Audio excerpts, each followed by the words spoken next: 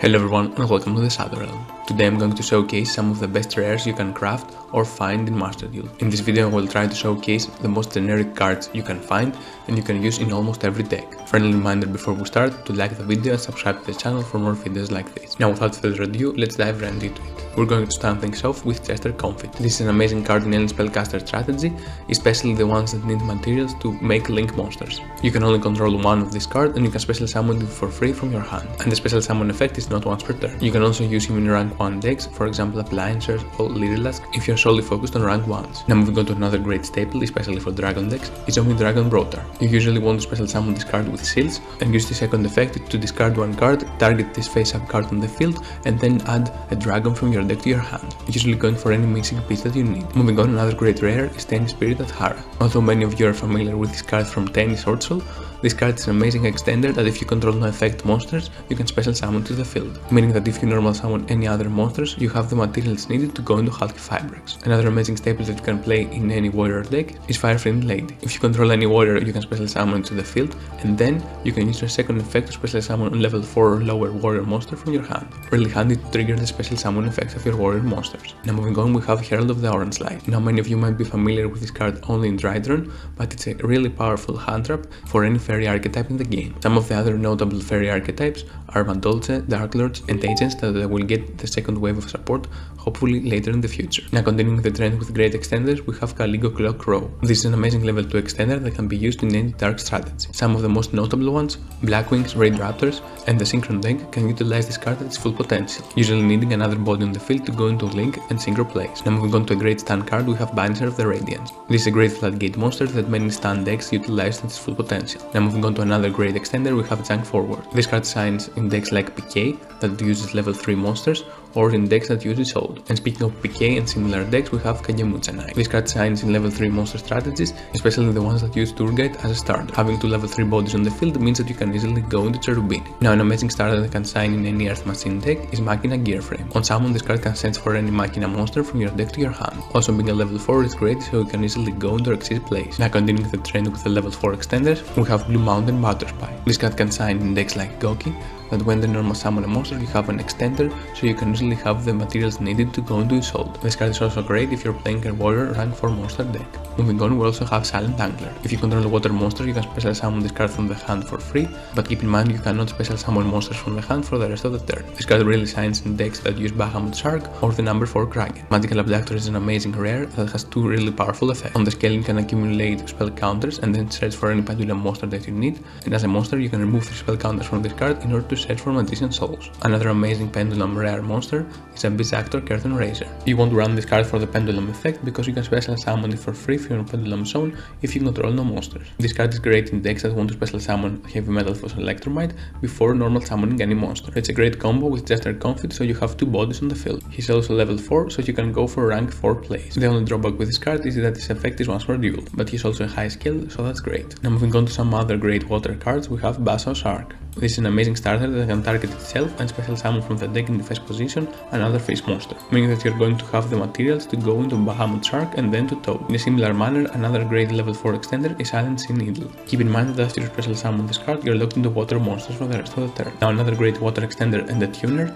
is Lapis Dragon. You usually want to search this card with Atlantean Dragoons and special summon it for free to the field. And the fact that it's a tuner is amazing because you can easily go into Hulky Fibrex after that. Or if you have another level 3 in the field, you can easily go into Borrowed Savage. This card is usually a staple in either Mermail or Ushartic decks. Now another card that you're probably going to see only in Monarch decks is Uncamouflage. You usually want to scale this card to draw 1 card and then special summon it for free to the field. And after you tribute it, it gets banished, so you don't have any monsters in your extra deck. Now an amazing weird monster that's only rare is Mermare. You're usually summoning this card in decks like Tenny, but the fact that it can offer up to 3 tokens on the field is really great because you can link climb or go into multiple synchro plays. Now let's talk about some of the kaijus that are only rare. Radiant is a dark kaiju that can easily be played in strategies that run Allure of Darkness, so you won't have any problem breaking with this card. A side note is Rise of the Mega Monarch when Fluanderis get introduced into the game. Keep an eye on this card and have at least 1 to 2 copies. Next we have Gadarla, the Mystery Dust Kaiju. This is another great kaiju to have in your deck, so you can deal with your opponent's barrier statue of the Stormwind. Another great rare that flies under the radar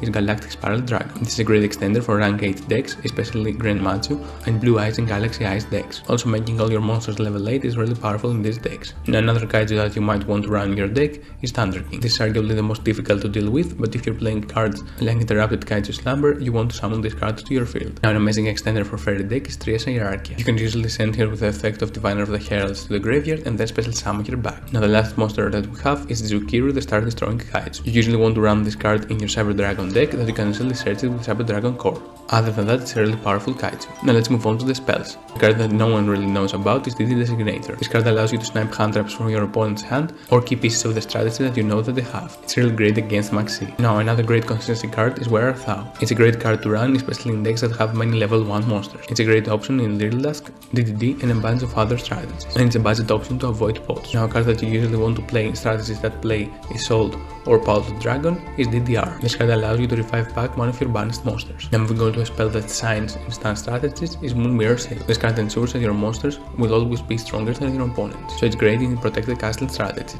Now moving on, we also have Invernoble Arms Durenda. This card is essentially 3 more copies of Firefiend Lady or any other fire warrior monster that you have in your deck. An amazing card for many warrior decks. Now we also have a really powerful Floodgate, Dimensional Fissure. Now this card is really simple.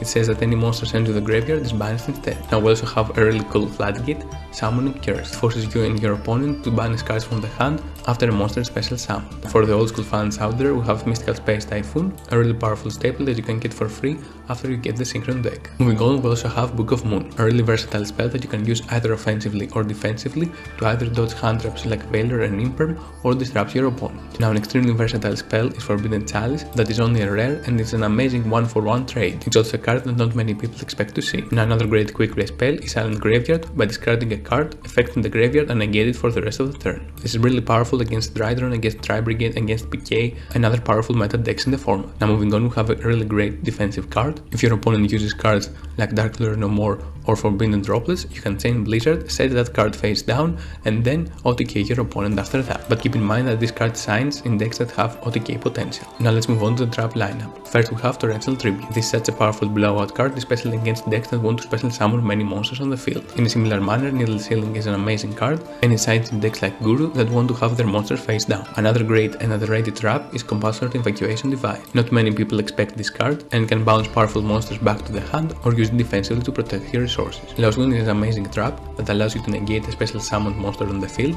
and when your opponent special summons a monster from the extra deck, it can reset itself to the field. The only in-archetype card that is really great on its own is Dogmatica Punishment. It shines in decks that don't care about the extra deck, and it can disrupt your opponent up to twice because it can send an Elder Entity NTSS and destroy another card on the field. Solemn Scolding is a really powerful solemn spell that it shines especially when going first, but you want to use it in decks that don't send spell or traps to the field. It can really shine in decks that really focus on monster effect negates. Now two cards that you might not be particularly familiar with is the Light Imprisoning Mirror that's great against decks like Drytron or Eldritch that completely shut down their engine, while on the other hand Shadow Imprisoning Mirror is really powerful against decks like Phantom Knights, Orcust, Normal Summoning Alistair, the effect of Unicorn to shuffle cards back into the deck or Access Code to destroy cards on the field. Now a card that I have forgotten to add in the list is Paleozoic Deinonymiscus. Most of the Paleozoic are really great utility cards, but especially Deinonymiscus because it can target and banish a card on the field and you only need to discard the card from the hand only if the effect resolves. It's a great budget alternative, especially in Elite decks or any other slower trap decks